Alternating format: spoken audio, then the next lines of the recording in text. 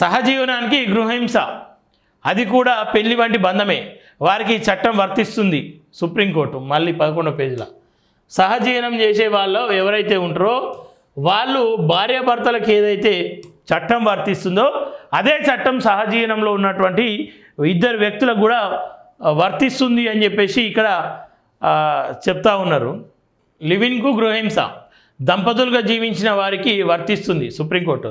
సహజీవనం కూడా ఒక విధమైన పెళ్లి వంటి బంధమే కాబట్టి ఈ బంధంలో కూడా గృహహింస చట్టం అమలవుతుందని సుప్రీంకోర్టు స్పష్టం చేస్తుంది.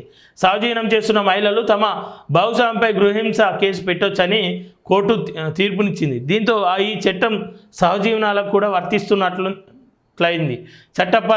చట్ట ప్రకారం పెళ్లి అయిన మహిళ సహజీవనం చేస్తున్న మహిళకు మధ్య భేదం లేదని జస్టిస్ సంజయ్ కరోల్ ఎన్కే సింగ్తో కూడిన ధర్మశాస్త్రం తెలిపింది. ఈ రెండు సంబంధాలను విడదీసి చూడడం రాజ్యాంగ విరుద్ధమని ఆర్టికల్ 14ను ఉల్లంఘించినట్లేనని కోర్టు పేర్కొంది. అయితే ఈ తీర్పు అన్ని లివ్ ఇన్ రిలేషన్షిప్లకు వర్తిస్తుందన్న కోర్టు దాదాపు పెళ్లి అయినట్లు జీవిస్తున్న సహజీవనాలకు మాత్రమే ఇది వర్తిస్తుందని ధర్మశాస్త్రం స్పష్టం చేసింది. తనపై గృహహింస కేసు చెల్లదని తాము సహజీవనం మాత్రమే చేశామని ఓ వ్యక్తి వేసిన పిటిషన్పై విచారణ జరిపిన సుప్రీంకోర్టు ఈ మేరకు తీర్పునిచ్చిందని చెప్పి చూస్తాం. సహజీవనం చేసేవాళ్ళు ముందే జాగ్రత్త పడితే మంచిది. సహజీవనానికి పెళ్లికి పెద్ద తేడా ఏం లేదు.